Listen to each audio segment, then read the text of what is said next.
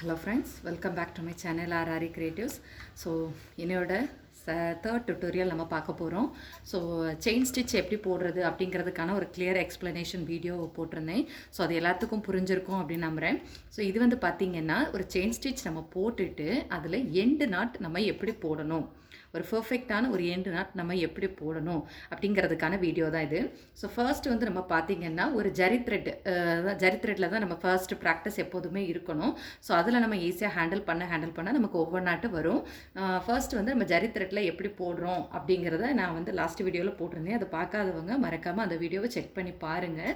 So இது வந்து next level. So நம்ம வந்து இந்த செயின் ஸ்டிச்சு போட்டதுக்கு பிறகு இதில் வந்து எப்படி ஒரு எண்டு நாட் போடுறது. ஸோ ஃபர்ஸ்ட் எப்போதும் போல் நான் வந்து அந்த செயினில் வந்து அந்த த்ரெட்டில் வந்து லாஸ்ட்டு எண்டு போட்டாச்சு. போட்ட பிறகு ஹேண்டில் பண்ணுற விதம் இந்த 2 ஃபிங்கர்ஸை வச்சு இப்படி ஒரு டைட் கொடுத்து கிராஸ் கொண்டு வந்து கிராஸில் விட்டுறணும். இந்த விரலில் இப்படி கிராஸில் கொண்டு வந்து இப்படி விட்டுறணும்.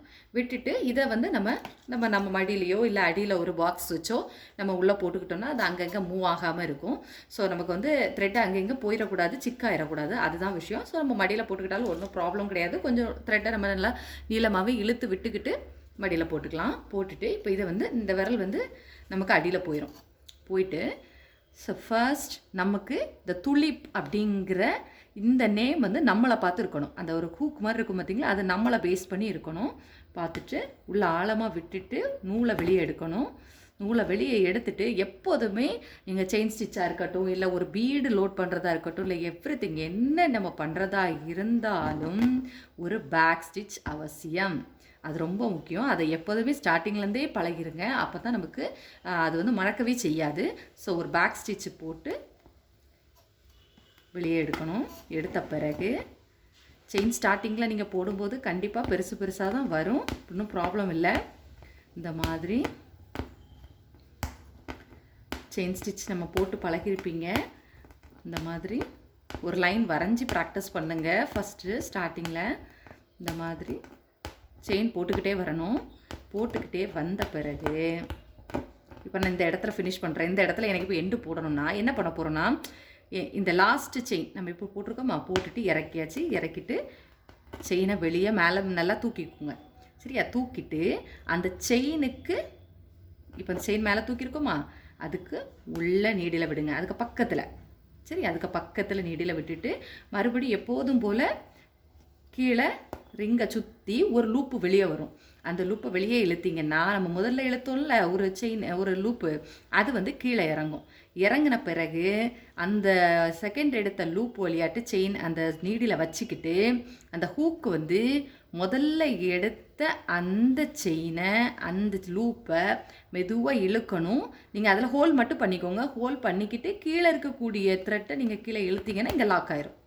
சரிங்களா? லாக் ஆயிரும். ப்ளஸ் இங்கே வந்து வெளியே பெருசாக தெரியும். இது நீங்கள் ஃபஸ்ட்டு ஸ்டார்டிங்கில் போடும்போது உங்களுக்கு கொஞ்சம் பெருசாக இருக்கிற மாதிரி தான் இருக்கும். அப்புறம் போக உங்களுக்கு அது வந்து சின்னதாயிரும். சரிங்களா?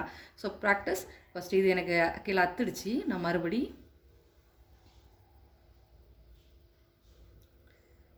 எடுத்துக்கிறேன். லாக் பண்ணிட்டேன். த்ரெட்டை வெளியே எடுத்தாச்சு. ஒரு பேக் ஸ்டிச் கண்டிப்பாக போட்டே பாருங்கள். போட்டுட்டு அஸ் யூஷுவல் செயினை போடுறேன். எப்போதுமே ஹூக் நம்மளை பார்த்து இருக்கணும், அதுதான் ரொம்ப இம்பார்ட்டன்ட். அந்த இடத்துல தான் நம்ம கன்ஃபியூஸ் ஆகி என்னடா லூப்பு விழலை, செயின் விழமாட்டேங்கன்னு ஃபீல் பண்ணுவாங்க. ஸோ முதல்ல அதை மட்டும் நீங்கள் கவனமாகவே வச்சுக்கிடுங்க.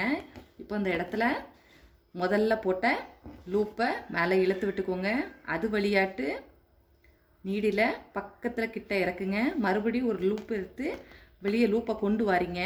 அந்த செகண்ட் லூப்பு வழியாட்டு நீடில் விட்டு ஃபர்ஸ்ட்டு லூப்பில் ஹோல்ட் பண்ணி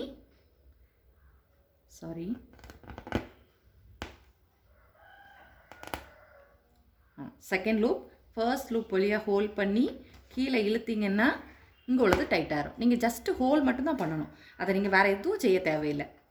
அதாவது இப்படி எடுத்துட்டு அடுத்த லூப்புக்கு உள்ளே விட்டு த்ரெட்டை வெளியே எடுக்கிறீங்க. எடுத்துட்டு செகண்ட் லூப்பை மேலே இழுக்கும்போது கீழே உள்ள லூப்பை கையை அப்படி மெதுவாக கீழே இழுத்தீங்கன்னா ஒரு லாக் விழுந்துடும். சரியா? இது போக போக நமக்கு பழகிரும். ஸோ முதல் லூப்பை இப்படி எடுத்துக்கணும். கொஞ்சம் சிக்கு விழாமல் மட்டும் பார்த்துக்கோங்க. அடுத்த லூப் உள்ளே இருந்து வெளியே எடுக்கிங்க. எடுத்துட்டு செகண்ட் லூப்பை கீழே இழுத்தீங்கன்னா லாக் ஆயிரும். ஸோ இது பழக பழக நமக்கு சின்னதாக ஆகிக்கிட்டே இருக்கும். ஸோ கண்டிப்பாக ட்ரை பண்ணி பாருங்கள். எண்டு நாட்டு ஈஸி தான். இதுலேயே நமக்கு இன்னும் சேஃப்டியாக வேணும் அப்படின்னா டபுள் எண்டு நாட்டு போட்டோம்னா இன்னும் பர்ஃபெக்டாக இருக்கும். அதெல்லாம் அப்கமிங் வீடியோஸில் நம்ம கண்டிப்பாக பார்க்கலாம். எண்டு நாட்டை மறக்காமல் ப்ராக்டிஸ் பண்ணி பாருங்கள். எவ்வளோ தூரம் நீங்கள் ப்ராக்டிஸ் பண்ணுறீங்களோ அந்த அளவுக்கு உங்களுக்கு பர்ஃபெக்டான ஒரு எண்டு நாட் வரும். செயின் ஸ்டிச் போட்டு எண்டு நாட்டையும் தவறாமல் ப்ராக்டிஸ் பண்ணிக்கிட்டே இருங்க. கண்டிப்பாக ஒரு நல்ல ரிசல்ட் உங்களுக்கு கிடைக்கும். Thank you so much guys. Thank you so much.